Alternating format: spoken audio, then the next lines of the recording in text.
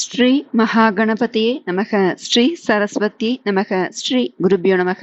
அனைவருக்கும் ஸ்ரீராமநவமி நல்வாழ்த்துக்கள் மற்றும் நமஸ்காரங்கள். ஸ்ரீ ராமாவதாரம் கர்ப்போத்சவம் ஜனனோத்சவம் என்று இருவகையாக கொண்டாடப்படுகிறது. ராவணன், கரன், தூஷணன், திரிசரஸ், மாரீச்சன், சுபாகு, தாடகை, விராதன், கபந்தன் போன்ற அசுரர்களிடமிருந்து முனிவர்களையும் தேவர்களையும் காப்பாற்ற ஸ்ரீ மகாவிஷ்ணு ஸ்ரீராமராக அவதரிக்கப் போகிறார் என்று தெரிந்து கொண்ட மகரிஷிகள் கௌசல்யாவின் கர்ப்பவாசத்தை கொண்டாடினார்கள். அதுதான் கர்ப்போத்சவம். அதாவது ஸ்ரீராம நவமிக்கு முன்பாக 9 நாட்கள் பிரதமை தொடங்கி நவமி வரை 9 நாட்கள் கொண்டாடுவது கர்ப்போத்சவம் எனப்படும். ஸ்ரீராமர் பிறந்த நாளிலிருந்து 9 நாட்கள் கொண்டாடுவது ஜனன உற்சவம். இந்த உற்சவ நாட்களில் ஸ்ரீமத் ராமாயணம் மூல பாராயணம் செய்வதும் கேட்பதும் ஒருவர் வேண்டும் அனைத்து சுகத்தையும் கொடுக்கும். இந்த தினங்களில் ஸ்ரீமத் ராமாயணம் பாராயணம் செய்ய முடியாதோரும் சுந்தரகாண்டம் பாராயணம் செய்வது வழக்கத்தில் உள்ளது. சுந்தரகாண்டத்தை படிக்க படிக்க கேட்க கேட்க வாழ்க்கையில் உள்ள துக்கங்கள் முடிவுக்கு வந்துவிடும் என்பது சர்வ நிச்சயம். ராமாயணத்தில் சுந்தரகாண்டமே மிக முக்கிய திருப்புமுனையாக அமைந்துள்ளது. சீதாதேவியை பிரிந்த துக்கம் தாழாமல் நம்பிக்கை இழந்து செய்வதறியாது ஸ்ரீராமபிரான் இருந்தபோது அனுமன் சீதாதேவியிடமிருந்து கொண்டு வந்து கொடுத்த கணையாழி ஸ்ரீராமனுக்கு பெரும் நம்பிக்கையை கொடுத்தது. ராமச்சந்திரமூர்த்திக்கே அனுமனின் வலிமை நம்பிக்கை தந்தது என்றால் இதை நம்பிக்கையோடு பாராயணம் செய்பவர்களுக்கு ஸ்ரீராமனின் அருளோடு கூடிய ஹனுமனின் கட்டாட்சமும் சேர்த்து கிட்டும். கலியுகத்தில் சகல தோஷங்களையும் களைந்தறியும் வல்லமை சுந்தரகாண்ட பாராயணத்திற்கு உண்டு. காயத்ரி மந்திரத்தில் எந்த அளவு சக்தி உள்ளதோ அதற்கு இணையான சக்தி சுந்தரகாண்டத்திலும் உள்ளது என்கின்றனர் ஆன்றோர்கள். நமது முன்னோர்கள் வாழ்க்கையில் எதிர்கொள்ளும் பிரச்சனைகளை எல்லாம் நீக்கும் சுந்தரகாண்டத்தை தொடர் பாராயணம் செய்து நற்பலன்களை பெற்றுள்ளார்கள். நாமும் சுந்தரகாண்டம் பாராயணம் செய்து நற்பலன்களை பெறுவோம். இதுவரை நாம் நாளொன்றுக்கு 7 சர்க்கம் வீதம் 4 நாட்கள் 4 பகுதிகளாக 28 சர்க்கம் பாராயணம் செய்துள்ளோம். இன்று அதன் தொடர்ச்சியை பார்க்கலாம். இத்துடன் சேர்ந்து பாராயணம் செய்வோம். ஸ்ரீராம ஜெயம், ஜெய் ஹனுமான், ஜெய் சீதாராம் பதிவிடவும். நாம பதிவுக்குள்ள போகலாம். சகல காரிய சித்தி தரும் ஸ்ரீமத் சுந்தரகாண்டம் சர்க்கம் 29. சீதைக்கு ஏற்பட்ட சுப சகுனங்கள். பிறந்த இடம் புகுந்த இடம் இரண்டுக்குமே என் தற்கொலையால் அபகீர்த்தி ஏற்படுமே. ராவணனால் மாசுபட்டதால் தான் வைதேகி பிராணகத்தி செய்து கொண்டாள் என்று அபவாதம் பேசுவார்களே. இப்படி நினைத்தவுடன் சீதையின் இடது கண், புஜம், தொடை எல்லாமே துடித்தன. அட, எனக்கும் நல்ல காலம் வரப்போகின்றதா என்று எண்ணினாள் சீதை. இப்போது சீதையின் இடுப்பு வஸ்திரம் நழுவியது. இழைத்திருப்பதால் தான் நழுவுகிறது என்று தன்னை சமாதானம் செய்து கொண்டாள் சீதா. காகம் முதலில் கிழக்கே பார்த்து கரைந்தது. ஓ, எனக்கு லாபம், என் ரகுநந்தனனை பற்றிய செய்திதான். அதாக இருக்குமோ? இப்போது தென்கிழக்காய் திரும்பி கரைகிறது காகம். எங்கள் எதிரியான ராவணன் நாசமடைவான் என்பதற்கு அறிகுறியோ இது என்று எண்ணினாள். அந்த மரத்தில் ஏகப்பட்ட ஆந்தைகள் இருந்தன. ஓர் ஆந்தை இருமுறை சீறியது. நான் நினைத்துக் கொண்டிருக்கும் காரியம் என் பிரபு அந்த ராவணனை வென்று என்னை மீட்டுச் செல்ல வேண்டும் என்பதே. அது விரைவில் நடக்கும் என்கிறதே. அடுத்து ஒரு ஆந்தை 6 முறை சீறி பந்து தரிசனம் என்கிறது. எந்த பந்துவை நான் தரிசிக்க போகிறேன் தெரியவில்லையே. ஓ பறவைகளே, என்னை தேற்ற என் மாமன் தசரதர் உங்களை இங்கு அனுப்பி வைத்தாரா? இதோ இந்த ஆந்தை 9 முறையும், இது அதற்கு மேலும் ஒன்றாக 10 முறையும் சீறி காட்டுகிறது. நன்மை சுகம் ஏற்படும் என்று உணர்த்துகிறீர்கள் நீங்கள். நடந்தால் சந்தோஷம்தான். இது என்ன பள்ளி? கூந்தலில் விழுந்து நெற்றி முகம் எல்லாவற்றையும் கடந்து பூமியில் வந்து விழுந்து அந்த மரத்தில் ஏறி பூமியை பார்த்து குறி சொல்கிறது. உறவினர் சந்திப்பும் நற்செய்தியும் பட்டாபிஷேகமும் ஏற்படும் என்கிறாய். நீ சொன்னால் பொய்யாகாது. நான் மாயமானை பார்க்கும் நாள் காலை எழுந்தவுடன் சத்தென்று எனது வலக்கையில் வந்து விழுந்தாய். உதறினேன், இடக்கையில் போய் ஒட்டிக்கொண்டாய். பொன்மானை பார்த்து அல்ப சந்தோஷியானேன். நீ சொன்னது போல் துக்கமும் துயரமுமாய் கட்டுப்பட்டு கிடக்கின்றேன் இங்கே. ஓ, விடிய போகிறதோ? இப்படி பட்சிகள் கூட்டம் கூட்டமாய் மரங்களில் வந்து இறங்குகின்றனவே. நானும் என் சுற்றத்தாரோடு கூட போகிறேனோ? இப்போது அந்த புதரிலிருந்து மூஞ்சூறு கத்துகிறது. பூனையிடம் மாட்டிக்கொண்டிருக்குமோ? இல்லை இல்லை, இதோ ஓடிவிட்டதே. விக்னங்கள் தீரும் வேளை வந்து விட்டதா? இப்படி அனைத்தையும் கணக்கிட்ட மைதிலி மனம் மகிழ்ந்தாள். இத்துடன் சர்க்கம் 29 நிறைவடைந்தது.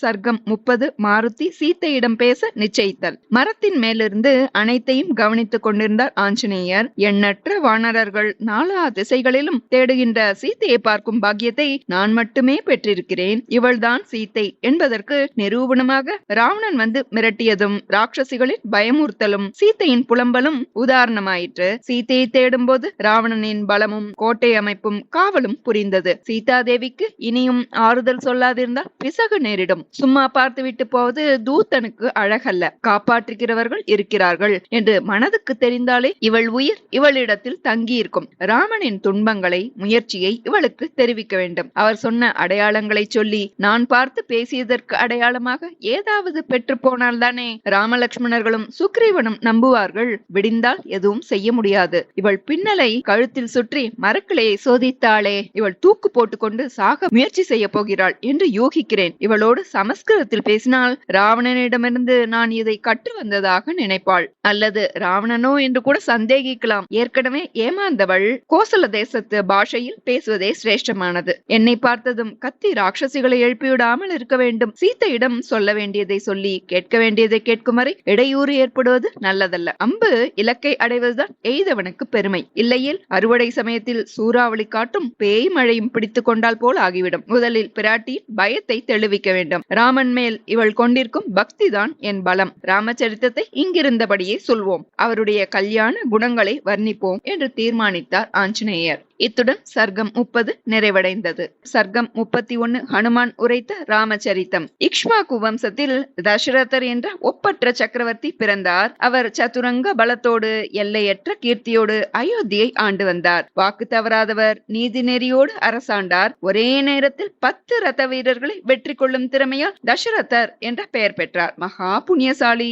சம்பராசுரனை வதைத்து இந்திரனுக்கு சமமானவர் என்று புகழப்பட்டவர். கௌசல்யா, கைகேயி, சுமித்ரா என்று 3 மனைவியர் இருந்தாலும் சந்தான லட்சுமியின் அருள் அவருக்கு கிட்டவில்லை. புத்திரகாமேஷ்டி யாகம் செய்தார். யாக பாயசம் கிடைத்தது. அதை அருந்திய கௌசல்யா தேவியின் கர்ப்பத்தில் ஓராண்டிருந்து சித்திரை மாதம் புனர்பூச நட்சத்திரம் 4ஆம் பாதம் கர்க்கடக ராசியில் பிறந்தவர் ஸ்ரீராமர். கைகேயி அன்னையின் வயிற்றில் பரதரும் சுமித்ரா தேவிக்கு இரட்டை குழந்தைகளாக லட்சுமண சத்ருகுணர்களும் அவதரித்தனர். நால்வரிலும் ஸ்ரீராமனிடத்தில் அனைவருக்கும் அதிக பிரியம். அதிலும் தசரதர் உயிரையே வைத்திருந்தார். அழகும் அறிவும் வில்வித்தையும் நற்குணங்களும் கொண்ட ஸ்ரீராமனை வெறுக்க யாரால் முடியும்? ஒருத்தி இருந்தாள். அவள்தான் கூனியான மந்தரை. கேக்கைய நாட்டிலிருந்து கைகேயி மாதாவின் பணிப்பெண்ணாக வந்தவள் அவள். சிறுவயதில் ராமன் அவளது கூன் முதுகில் உண்டைவில் வைத்து அடித்ததை பிள்ளை விளையாட்டு என்று எண்ணாமல் பழிவாங்க சமயம் பார்த்திருந்தாள் அவள். குலகுருவான வசிஷ்டர் சொல்ல விஸ்வாமித்திரர் யாகம் காக்க ராமலட்சுமணர்களை தசரதரிடம் சென்று கேட்டார். பிரியமனமில்லாமல் அவர்களை அனுப்பி வைத்தார் தசரதர். தாட்டகை சுபாகுவை கொன்று யாகம் காத்தனர் ராமலட்சுமணர்கள். தப்பியோடினான் மாரீச்சன். அதனால் தானே பின்னால் பொன்மானாக வந்து சீதையை மயக்கினான். ராமன் கால்பட்டு சாபம் தீர்ந்த அகலிகை கௌதமரோடு சேர்ந்து கொண்டாள். சிவதனுசை ஒடித்து சீதையை கரம் பற்றினார் அண்ணல். லட்சுமண பரத சத்ருகுணர்களும் ஊர்மிளை, மாண்டவி, ஸ்ருதகீர்த்தியை மணந்தனர். பரத சத்ருகுணர்கள் கேகே நாடு போயிருக்கும் போது ராம பட்டாபிஷேகத்தை நடத்த வேண்டும் என்று தசரதருக்கு தோன்றுவானேன்? அது விதி. இல்லை இல்லை, சதி என்று கைகேயின் மனதில் விஷ விதைகளை தூவினாள் மந்தரை. பலன் முன்னால் தசரதர் கொடுத்த 2 வரங்களால் ராமன் 14 ஆண்டுகள் வனவாசம் செய்ய வேண்டும், பரதன் நாடாள வேண்டும் என்று கேட்டாள் கைகேயி. அது தசரதரின் உயிரையே குடித்தது. நாடாள வேண்டும் என்ற போதும் காடாள வேண்டும் என்ற போதும் ராமன் ஒரே மனநிலையில் தான் இருந்தார். சீதையின் சாமர்த்தியமான வாதங்களால் ராமர் அவளையும் வனவாசம் அழைத்து செல்ல வேண்டியதாயிற்று. இணைப்பிரியாத தம்பி லட்சுமணனோடும் மனைவி மைத்திலியோடும் வனவாசம் மேற்கொண்டார் ராமர். கேகே நாட்டிலிருந்து திரும்பி வந்த பரதன் தந்தையின் மரண செய்தி கேட்டு அதிர்ச்சி அடைந்தான். ராமன் வனவாசம் சென்றது கேட்டு துடிதுடித்து போனான். காடு வந்து தமையனை ராஜிபாரம் ஏற்குமாறு வேண்டி கேட்டான். அவனுக்கு பதிலாக கிடைத்தது பாதுகைகளை. தமையன் வரவை எதிர்நோக்கி நந்தி கிராமத்தில் பாதுகா பட்டாபிஷேகம் செய்து தவசியாய் வாழ்கின்றன பரத சத்ருகுணர். ராவணனின் தங்கையான சூர்பனகை வந்து மோகவலை வீசினாள். 2வது முறையாக அவளிடம் விளையாடினார் ரகுகுல திலகம். தம்பி தனியாக இருக்கிறான், அவனிடம் போ என்று அனுப்பி வைத்தார். தம்பியோ அங்கஹீனப்படுத்தி அனுப்பி வைத்தான் அவளை. சூர்பனகை கரதோஷனாதியரை அழைத்து வந்தாள். ஜனஸ்தானத்தில் 14,000 ராட்சசர்களை ஒற்றையாக ஜெயித்தார் ராமபிரான். கரதூஷ்ண திரிசுரர்களை ராமன் வதைத்ததை ராவணனிடம் கூறினாள் சூர்பனகை. விளைவு மாரீச்சன் மாயமானாகி சீதையை மயக்கினான். சீதை ஆசையாய் கேட்டாள் என்பதால் லக்ஷ்மணன் தடுத்தும் மான் பின்னே போனார் ராமபிரான். ராவணன் கபட சந்நியாசியாய் தக்க தருணத்திற்காக ஒளிந்திருந்தான். மான் ராமனை அலைக்கழித்தது. பொறுமை இழந்து அம்பு தொடுத்தார் பிரபு. மான் விழுந்து மடிந்தது. சும்மாவா இருந்தது? ராமனை போன்ற குரலில் ஹா சீதா, ஹா லக்ஷ்மணா என்று கூவிக்கொண்டே மாண்டது. சீதை மறுபடி ஏமாறப் போகிறாளே என்று ராமர் பதறி போனால் லக்ஷ்மணன் ஏமாற மாட்டான் என்று சமாதானமும் சொல்லிக் கொண்டார். ஆனாலும் வேகமாக பர்ணசாலைக்கு திரும்பி ஓடியே வந்தார். நெடும் தூரம் ஆயிற்றே, விரைவில் அடைய முடியுமா என்ன? ராமர் நினைத்தபடியே ஆயிற்று. லக்ஷ்மணன் என்ன சொல்லியும் கேட்காமல் ராமனுக்கு ஆபத்து, காப்பாற்றப்போ என்று கடுமையாக பேசி அனுப்பினாள் ஜானகி. கோடொன்றை கிழித்தான், அதை தாண்ட வேண்டாம் என்று எச்சரித்து சென்றான் மைத்துனன். அந்த சமயம் வெளிப்பட்டான் கபட சந்நியாசி. கவலையால் கோட்டை தாண்டி வந்த ஜானகியை அபகரித்து சென்றான் பேடி. வழியில் அவளின் கூக்குரல் கேட்டு சண்டையிட்டார் தசரதனின் நண்பரான ஜட்டாயு. ரெக்கைகளை வெட்டிவிட்டான் பாதகன். ஆபரணங்களை கழற்றி புடவை தலைப்பில் கிழித்து அதில் முடிந்து வீசி எறிந்தாள் சீத்தை. ரிஷ்யமுக பர்வதத்துக்கு மேலே செல்லும் பொழுது அது வானரங்களுக்கு இடையே போய் விழுந்தது. தமையன் வாலியின் தவறான கணிப்பினால் தலைமறைவாக அங்கே தம்பி சுக்ரீவன் சில மந்திரிகளோடு வசித்து வந்தான். அண்ணலும் சோதரனுமாக காடெங்கும் மைத்திலியை தேடி அலைந்தனர். ஜட்டாயுவால் விஷயம் தெரிந்தது. ராமன் கையால் ஈமக்கிரியை, ராமன் மடியில் மரணம், இரண்டுமே தந்தை தசரதருக்கு கிடைக்காத பேரு பக்ஷிராஜனான ஜட்டாயுவுக்கு கிடைத்தது. அங்கிருந்து சபரியை சந்தித்து அவள் அன்பை ஏற்று அவளுக்கு மோட்சம் அளித்து அவள் சொற்படியே சுக்ரீவனின் நட்பை பெற்றார். நாங்கள் தசரத மகாராஜாவுக்கு 4 புத்திரர்கள். வனவாச ஆரம்பத்தில் குகனோடு 5 உன்னோடு 60 என்று அண்ணல் சுக்ரீவனை மார்புற தழுவிக் கொள்கிறார். இருவரும் ஒருவர் வரலாற்றை மற்றவர் அறிகிறார்கள். ஆபரண முடிச்சை தருகிறார் சுக்ரீவன். கால் கொலுசையும் மெட்டியையும் அடையாளம் காட்டுகிறார் சுமித்ரா புத்திரர். நகைகளை வாரி நெஞ்சில் அணைத்துக் கொண்டு கண்ணீரால் குளிப்பாட்டுகிறார் ராகவன். சுக்ரீவனுக்கு நம்பிக்கை ஏற்படுத்த 7 மராமரங்களை ஒரே பாணத்தால் துளைக்கிறார் ராமபிரான். சுக்ரீவனின் மனைவி ருமையை கவர்ந்து கொண்டான் தமையன் வாலி. மாற்றான் மனைவியை நினைத்த அவன் மார்பை மறைந்திருந்து அம்பினால் துளைக்கிறார் பிரபு. கொடுத்த வாக்குக்காக பழி சுமந்தார் அண்ணல். வாலி எதிரே நின்று யார் போர் செய்தாலும் எதிரியின் பலத்தில் பாதி வாலிக்கு போய்விடும் என்பது வாலி பெற்றிருந்த வரம். அதனாலேயே வாலியோடு மோதிய ஒவ்வொரு முறையும் சுக்ரீவன் தோற்று கொண்டிருந்தான். அந்த வாலியினால் 10 தலைப்பூச்சி என்று அவன் பிள்ளையின் தொட்டிலின் மேலே விளையாட்டு பொருளாய் கட்டப்பட்டிருந்தவன் தான் இந்த ராவணேஸ்வரன். இந்த ராவணனை கட்கத்தில் இடுக்கிக் கொண்டு 4 சமுத்திரங்களிலும் போய் சந்தியாவந்தனம் செய்திருக்கிறான் வாலி. வாலியை கொன்ற ராமச்சந்திரமூர்த்திக்கு ராவணன் ஒரு தூசு பூ என்று ஊதியே சாம்பலாக்கி விடுவார். வாலி இறந்த பிறகு சுக்ரீவ பட்ட அபிஷேகம் நடந்தது. மழைக்காலம் முடிந்ததும் ஒப்பந்தப்படி 4 திசைகளிலும் பிராட்டியை தேட வானர வீரர்கள் அனுப்பி வைக்கப்பட்டனர். தென் திசைக்கு வாலியின் மகன் அங்கதன் தலைமையில் அனுப்பப்பட்டவர்களில் நானும் ஒருவன். ஜட்டாயுவின் சகோதரனான சம்பாதி தன் தூரதிருஷ்டி பார்வையால் சீத்தை இலங்கையில் இருக்கிறாள் என்று சொன்னதால் நான் 100 யோஜனை தூரமுள்ள சமுத்திரத்தை தாண்டி வந்தேன். இந்த இரவில் இலங்கை எங்கும் தேடி இந்த அசோகவனத்தில் சீத்தையை காணும் பாக்கியமும் பெற்றேன். ராமபிரான் எப்படி வர்ணித்தாரோ அப்படியே இருக்கிறாள் அவள் என்று முடித்தார். ஒன்று விடாமல் இதை கேட்டுக்கொண்டிருந்த ஜனககுமாரிக்கு ஆச்சரியத்தில் மூச்சடைத்தது. நடுவில் அசைந்தால் கூட சம்பாஷணை நின்று போகுமோ என்று சிலை போல் இருந்தாள். பல இடங்களில் கண்ணீர் பெருகியது. பின்னலால் சுற்றப்பட்ட கழுத்தை நிமிர்த்தி நாலாபுறமும் இது யார் இதை சொன்னது என்று ஆராய்ந்தாள். நாம் பிராண தியாகம் செய்து கொள்ளாதிருக்க எந்த தேவனோ ஆறுதலுக்காக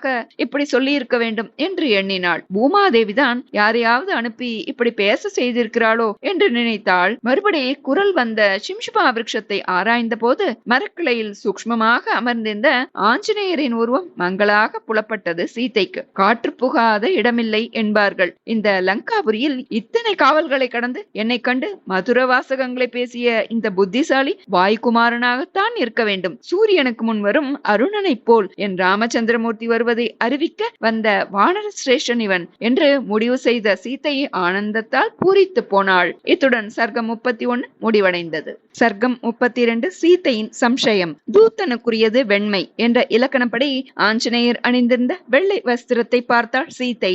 அவருடைய உருக்கிய தங்கம் போன்ற விழிகளையும் மஞ்சள் வர்ண தேகத்தையும் கண்டாள். பிறகு ராவணன் தான் நம் மனதை மாற்ற ராம கதையை சொல்கிறானோ, குரங்குக்கு இத்தனை தேஜஸ் உண்டா என்று அவநம்பிக்கை கொண்டாள். மயக்கம் வரும் போலிருந்தது சீதைக்கு. நம்புவதா நம்பாமல் இருப்பதா, அந்த வானரத்தை அழைத்து பேசினால் அனர்த்தம் விளையுமா என்றெல்லாம் யோசித்தாள். உண்மையாகவே இவன் ராமதூதனாக இருந்தால் அரக்கிகள் விழிப்பதற்குள் பேச வேண்டுமே என்று மனம் பரபரத்தது. ஒருவேளை இதெல்லாம் கனவு, விழித்துக் கொண்டே நினைவுகளின் எதிரொலியாய் பிரதிபலிக்கிறேனோ, இப்படியெல்லாம் எண்ணி குழப்பமுற்று கீழே சரிந்தாள் சீதா. பின்னர் தானே தெளிந்து எழுந்து, கனவில் வானரத்தை கண்டால் பந்து நாசம் என்பார்களே, ராமலட்சுமணர்களுக்கும் என் பிதாவான ஜனகருக்கும் மற்றுமுள்ள சுற்றத்தினருக்கும் எதுவும் நேராதிருக்கட்டும் என்று நினைத்து, இது கனவல்ல, தூங்கினால் ஏற்படும் நிகழ்ச்சிகள் அல்லவோ கனவாகும், இப்படியெல்லாம் நடந்திருக்க வேண்டும் என்று மனம் கற்பனை செய்து கொள்கிறது. ராமச்சரித்தத்தை மறந்தால் அல்லவா நினைப்பதற்கு ஏதோ ஒரு வானரம் பழம் தின்ன வந்திருக்கிறது.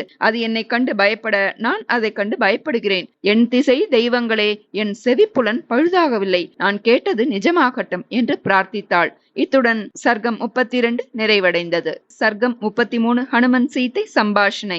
பவழத்தை போன்ற வதனத்தையுடைய மகா தேஜஸ்வியான ஆஞ்சநேயர் மரத்திலிருந்து சரசரவென்று கீழிறங்கி அதிக வினயத்துடன் சீதையின் அருகில் சென்று தலைமேல் கை கூப்பி நிலம் தோய நமஸ்கரித்து மதுரமான குரலில் மெலிதாக தாமரை மலர் போன்ற விழிகளுடைய ராமனுக்கு வணக்கம். தங்களின் விழிகள் துக்கத்தால் பெருக்கும் நீரை பூமி கிரகித்துக் கொள்வதால் ஒரு சொட்டுக்கு பல உயிர்கள் ரத்தம் சிந்த போகின்றன. தங்களை இப்படி கதற செய்தவர்கள் எவர்? தாங்கள் சந்திரனின் பத்னியான ரோஹிணியா, வசிஷ்டரின் துணைவியான அருந்ததியா, தங்களின் உடன் பிறந்தவரோ பர்த்தாவோ புத்திரர்களோ ஆபத்தில் இருக்கிறார்களா? பூமியில் பாதம் பதிவதால் தாங்கள் தேவமங்கை அல்ல, நான் ராமதூதன். ராவணனால் களவாடப்பட்டு கொண்டு வந்த சீதையை தேடி அலைகிறேன். தாங்கள் யார் என்பதை தயவு செய்து எனக்கு சொல்ல வேண்டும் என்று நிச்சயப்படுத்திக் கொள்வதற்காக கேட்டார் ஹனுமான். ஜானகி இதை கேட்டு மகிழ்ந்தாள். நான் மிதிலா அரசரான ஜனகரின் புத்திரி, ராஜசிரேஷ்டரான தசரத சக்கரவர்த்தியின் மருமகள், சத்தியம் தவறாத ஸ்ரீராமச்சந்திரமூர்த்தியின் பத்னி.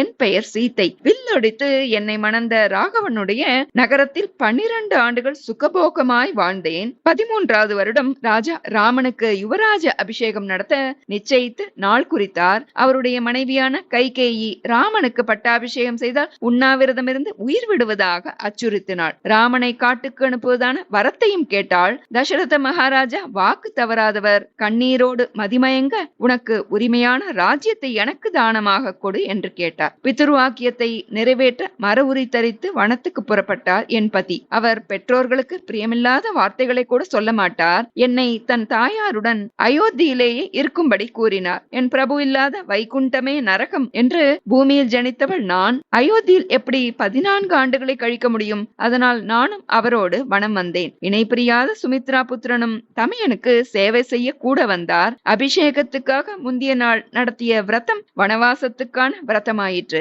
தண்டகாரண்யம் வந்தோம். அப்போதுதான் கேடு கெட்ட ராவணன் என்னை பலாத்காரமாக தூக்கி வந்து இங்கே சிறை வைத்திருக்கிறான். அவன் எனக்கிட்ட கெடுவில் இன்னும் 2 மாதங்களே பாக்கியுள்ளன.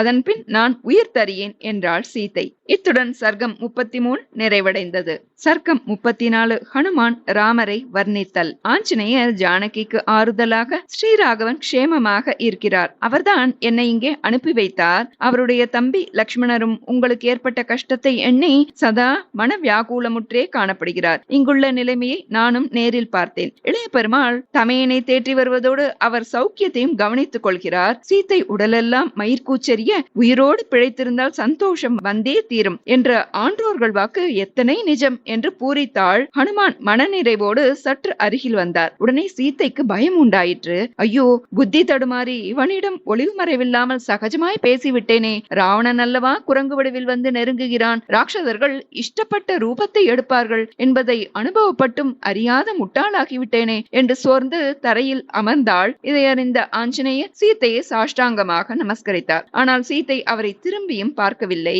சிறிது நேரம் சென்ற பிறகு அவர் கூப்பிய கையுடன் நிற்பதை பார்த்து பெருமூச்சு விட்டபடி, நீ ராவணனாக இருந்தால் என்னை மேலும் மேலும் துன்புறுத்தாமல் போய்விடு. எனக்கு ராகவனின் பேச்சு பிரியமானது என்பதால் அதை அஸ்திரமாக்கி கொண்டு வந்திருக்கிறாய் என்று அழுதாள். தாயே, தாங்கள் இப்படி சந்தேகிப்பது சரியல்ல என்று அனுமார் வேண்ட, இவனை பார்க்கையில் எனக்கு பிரீத்தி அதிகமாகிக் கொண்டே போகிறதே. இவன் ராவணனாக இருந்தால் வெறுப்பல்லவா வரவேண்டும். இவன் நிஜமாகவே ராமதூத்தனாக இருந்தால் மங்களம் உண்டாகட்டும் என்று நினைத்தவள் திரும்பாமல், நீ ரகுநந்தனுடைய குணங்களை எடுத்துச் சொல். வெள்ள நீர் ஆற்றின் கரையை கரைப்பது போல் என் துக்கத்தை உன் பேச்சு கரைக்கின்றது. காற்றும் நுழைய முடியாத கட்டுக்காவல் உள்ள இந்த இடத்தை சமுத்திரம் தாண்டி நீ வந்தேன் என்கிறாய். அறிவு நம்ப மறுக்கின்றது. ராமச்சரித்தத்தை நீ சொல்ல தேனருவியாய் அது என் செவிகளில் பாய்ந்தது. இந்த மாதிரி ராமலட்சுமணர்களை பார்க்க நேர்ந்தால் எத்தனை ஆனந்தமாயிருக்கும். ஒருவேளை யோசித்து யோசித்து மூளை குழம்பி பைத்தியமாகி விட்டேனோ. உன்மத்தம் பிடித்தவர்களுக்கு இது வானரம். நான் சீத்தை.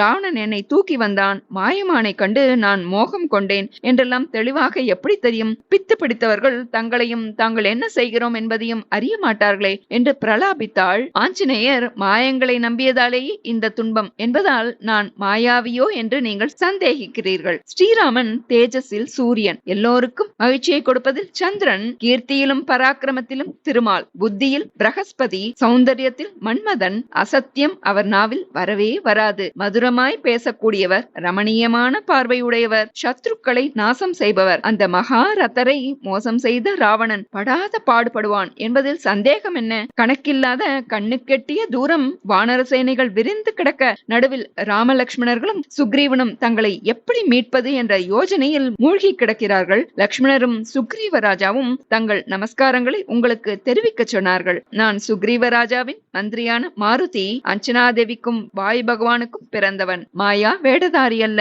கடல் தாண்டி வருகையில் சுரசை, சிம்ஹிகை என்ற இருவரை வென்று லங்கையில் காவல் தேவதையான லங்கினியையும் ஜெயித்து தங்களை தேடி வந்த ராமதூதன். தங்களின் தவறான எண்ணத்தை மாற்றிக்கொண்டு என்னை நம்புங்கள் என்று வினயமாக கூறினார் ஆஞ்சநேயர். இத்துடன் சர்க்கம் 34 நிறைவடைந்தது. சர்க்கம் 35 சீத்தை நம்பிக்கை பெறுதல். ராகவனுக்கும் உனக்கும் எப்படி தொடர்பு ஏற்பட்டது? லக்ஷ்மணனோடு உன் தொடர்பு எப்படி? அவர்கள் மனிதர்கள், நீ வானரன். உங்கள் சேர்க்கையை ஒன்று விடாமல் விஸ்தாரமாக சொல். ராம லக்ஷ்மணர்களுடைய அடையாளங்களை மீண்டும் வேறு கோணத்தில் சொல். அப்போதுதான் எனக்கு நம்பிக்கை வரும் என்றாள் சீத்தை. அம்மா, ஸ்ரீ ராகவனுடைய நேத்திரங்கள் செந்தாமரை இதழ்கள் போன்றவை. கருவிழிகள் காதருகில் அடிக்கடி சென்று ரகசியம் பேசி திரும்பும். கங்கையின் சுழல் போன்றவை அவை. குரங்கான நானே அந்த பார்வையில் அகப்பட்டு மீள முடியாமல் திண்டாடி இருக்கிறேன். யோகத்தாலும் தவத்தாலும் சகல காமங்களையும் அடக்கிய மகரிஷிகளும் அவரை கண்டு பிரமிக்கிறார்கள். பொறுமையில் அவர் பூமி,